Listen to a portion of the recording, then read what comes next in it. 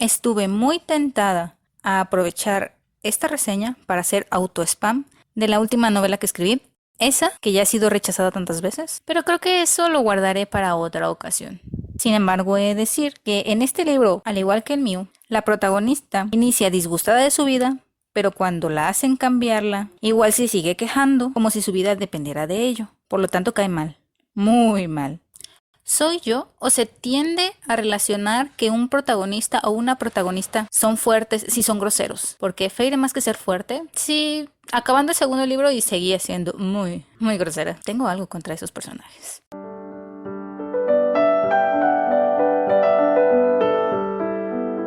Hola, ¿cómo están? Ojalá que muy bien. Disculpen el inicio tan brusco, pero es que me acuerdo de lo que viví con esta lectura y me enojo.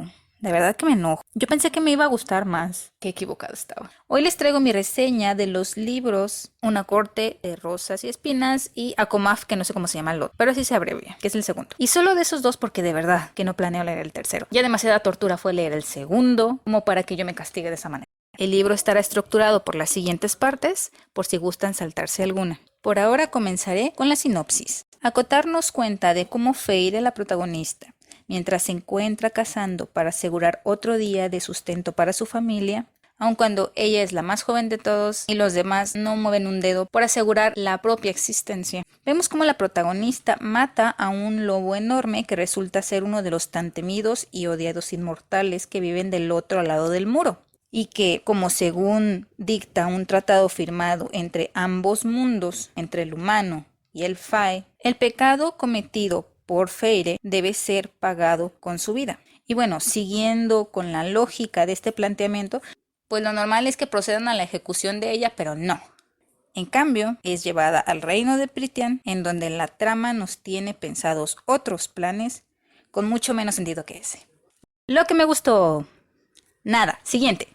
No, bueno, pues mentira, no se crean. Si no les dijera yo que existieron partes del primer libro que me gustaron, sobre todo las últimas 150 páginas, además de las apariciones de Rhysand en ese primer libro, porque en el segundo pues ya no es el mismo Rhysand. pues les estaría mintiendo, la verdad. Debo decirles que el primer libro sí me entretuvo mucho, pese a todos los detalles que encontraba en este, porque eran muchos, pues en teoría era un retelling de La Bella y la Bestia, y ya con eso llevas de ganar conmigo, puntito asegurado para la historia. Fue debido a esto que le di muchas licencias a la primera entrega de la saga, que curiosamente es la que consideran la peor y fue la que a mí más me gustó de las dos que leí, porque la tercera, insisto, no voy a hacerlo. No me castigaré leyendo ese tercer libro. Le di 3.5 estrellitas al primer libro y pese a que existieron ratos en los que hubo otros en los que me las pasé bien dentro de lo que cabe. Antes de continuar, dos advertencias importantes. Primera, si eres fan de estos libros y no te gusta que se hable mal de ellos, no continúes. De verdad, insisto, no sigas, por favor, porque no voy a echarle flores a la saga. No me parecen buenos libros. Y eso me preocupa porque muchas de esas cosas que encontré escritas aquí las he escrito yo. Pero bueno, hay que aceptar las cosas como son. No son buenos libros. Esto no va en contra de la autora ni de las personas que son fans de la saga. Tiene sus cosas, entiendo por qué es tan popular, pero no me parecen buenos libros. Segunda, y a partir de aquí sí habrá spoilers. Muy probablemente a diestra y siniestra, al menos hasta el minuto que aparece en pantalla, en el que cierro con mis conclusiones. Aclarado lo anterior, continuemos. Imagínense que entran al cine a ver una película que tienen muchas ganas de ver. O sea, están predispuestos a que la película los entretenga. Pero que la persona que está sentada de atrás, en la fila justo atrás de ustedes, comienza a patearles el asiento, a subir los pies al respaldo, a hablar muy alto, burlarse, aventarles palomitas en la cabeza, prenderles la linterna en la cara, no sé. Por mucho que ustedes quieran disfrutar de la función, se van a enojar. Es muy probable que se enojen y se molesten y no gocen de la película. Se acuerden más de la mala experiencia que vivieron. Pues justo eso me pasó a mí mientras yo leía estos libros, sobre todo el segundo. Estos dos primeros libros están narrados desde el punto de vista de la protagonista. Son en primera persona, los narra Feire. Y como protagonista es un personaje insufrible. Yo solo quería que se callara. Para mí, Feire era la persona que me estaba pateando el asiento en el cine. Pude haber disfrutado más de Prythian, o como se pronuncie. Yo voy a pronunciar los nombres como los leo. Yo voy a decir Rhysand, no Rhysand. Voy a decir Feire, no Feira. Me voy a decir Pritian, ¿ok? Otra cosa que me estuvo molestando mucho durante mi lectura fue el que se usara la Y para enlistar en lugar de la coma. La coma es bonita, pero aquí no sé si fue cosa de la edición o cosa de la autora en un intento por ser más poética en cuanto a su narración. Por ejemplo, y rabia, y enojo, y molestia. Pudo haber sido rabia, enojo y molestia, pero no, ella usaba la Y hasta 3 veces. Eso me desesperaba un poco, la verdad. Cosa mía. Otro aspecto que no me gustó nada fue que me contara básicamente la misma historia en 2 libros consecutivos de la misma saga. Yo soy fan de las historias de reencarnación. La premisa es la misma. Alguien estaba jugando un juego, alguien estaba leyendo una novela, se muere, reencarna en ese juego o en esa novela. Sin embargo, estas historias saben darle su toque y su esencia propia. En cambio, estos 2 libros no. El primero y el segundo estructuralmente son el mismo libro, pero con diferente corte y diferente protagonista masculino. Hice este burdo mapa conceptual para más o menos esquematizar y poder justificar mi punto, el por qué son el mismo libro. Comencemos con el punto número 1. Una protagonista disgustada con la vida que está llevando en ese momento. En acotar, Feire está disgustada con su casa y con su familia, como es ella la que tiene que llevar el sustento y cómo se están muriendo de hambre y es la única que puede salvarlos a todos en su casa. En Akuma, Feire está disgustada por cómo lo están tratando en la corte primavera, por ser solo una figura decorativa de pastel y que tenga que hacer cosas que a ella no le plazcan. Número 2.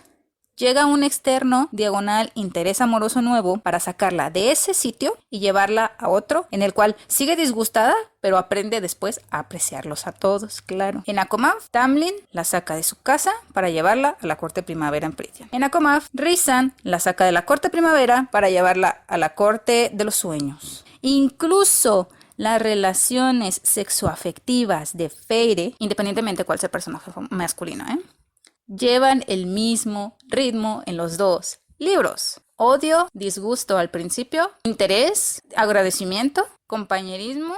¿Tienen sexo? Y se separan. Ahora, debo decirlo, yo no soy experta en lo que las descripciones de las escenas de cama, yo siento que es más de gusto. Sarah J. Maas se inclina en el primer libro más por los eufemismos y vemos, número 1, su fijación por los pechos hermosos, orgullosos que apuntan como montañas hacia el frente, por las manos con callos. Y al principio del segundo libro, por la longitud gruesa y orgullosa que hay debajo de los pantalones de Tamlin. Cuando me tocó leer esas escenas, curiosamente, las veces en las que pasó, iba en el camión.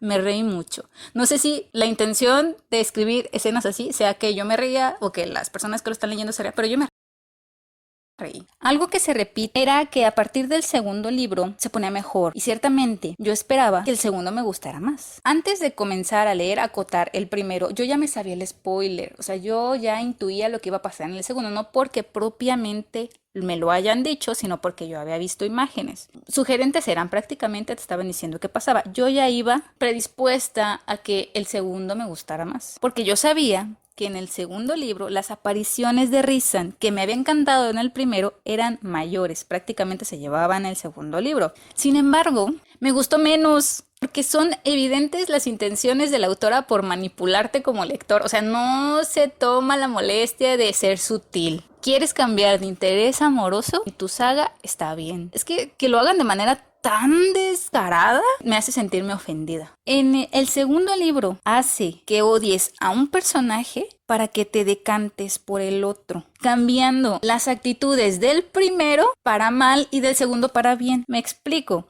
En Akomaf, Tamlin se comporta como un personaje decente. A principios del segundo libro, con la justificación de lo que pasó en Bajo la Montaña, lo cambió, lo quebró y ahora es un ser horrible y despreciable. Resulta que Rhysand, que en el primer libro sí te lo pinta como un personaje despreciable, resulta que en el segundo era bueno y sufrió tanto y pobrecito y tienes que amarlo, porque ahora Feire lo va a amar a él. Mi intención al comenzar el segundo libro era cómo le había hecho a la autora para que este personaje oscuro que era Rhysand terminara en una relación con la protagonista después de todo lo que había hecho, porque no es una blanca palomita en el primer libro y tampoco se justifica lo que hizo en el primer libro.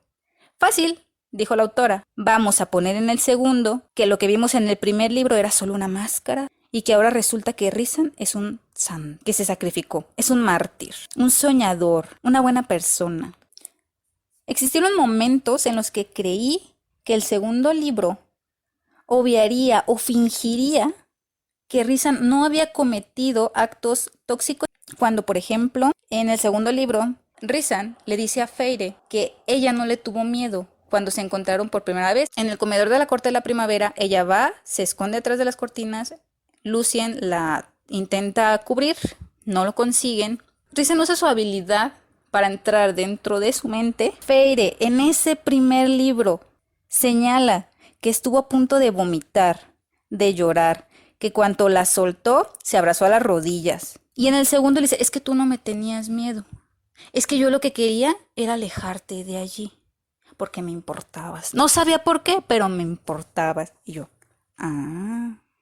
O bien, hay una escena en la que ambos se dirigen hacia la corte de las pesadillas y dentro de su narración ella menciona que se vio obligada a usarlo en Bajo la Montaña cuando no, Feyre, no te viste obligada a usarlo.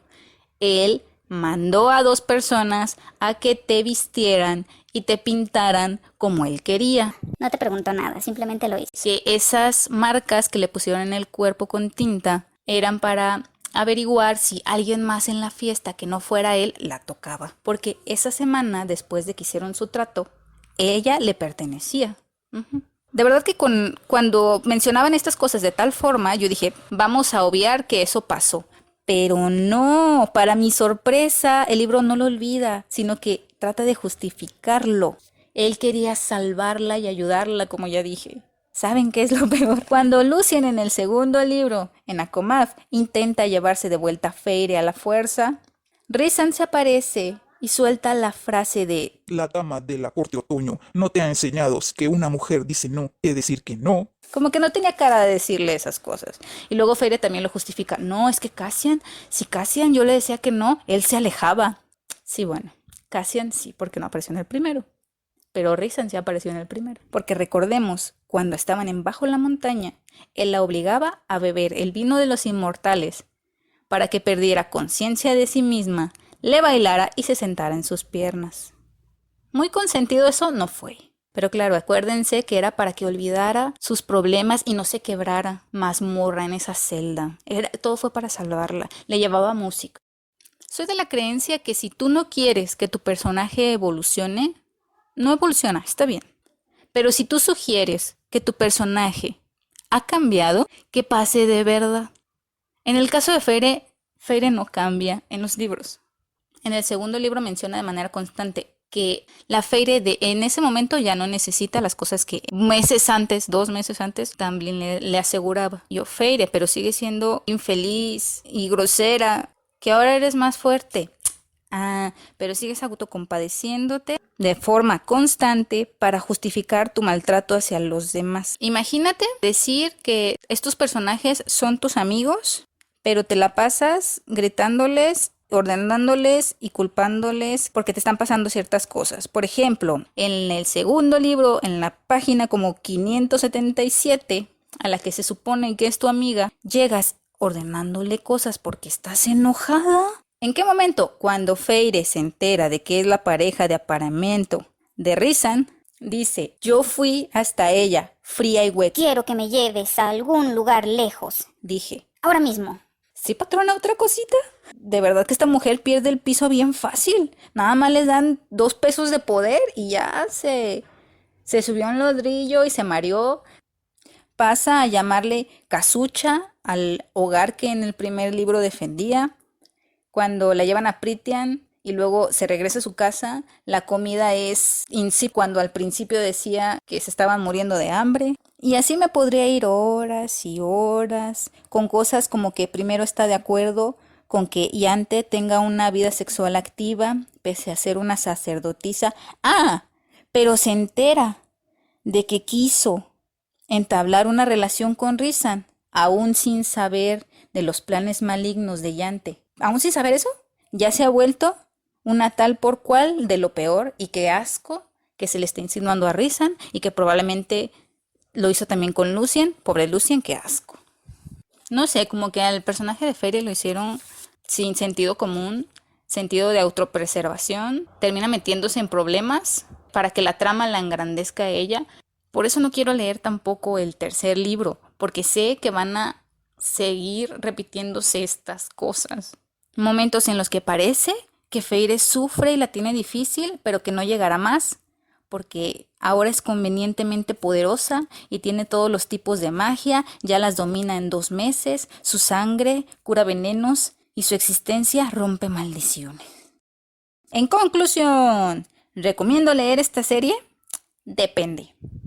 A mí no me pareció buena, pero si eres una persona a la que no le importa que la autora cambie el carácter de los personajes para beneficio de la trama, que quiere que termines odiando a uno para que ames a otro, que no te importan las muchas conveniencias, pero de verdad muchas, porque unas cuantas pues es normal, otras se las puedes atribuir al destino, pero demasiadas.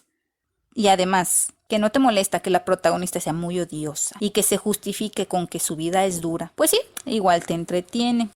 Si pudiera resumir mi experiencia leyendo esto en una sola palabra, además de molestia y coraje, sería renuencia, así en grandote, renuencia.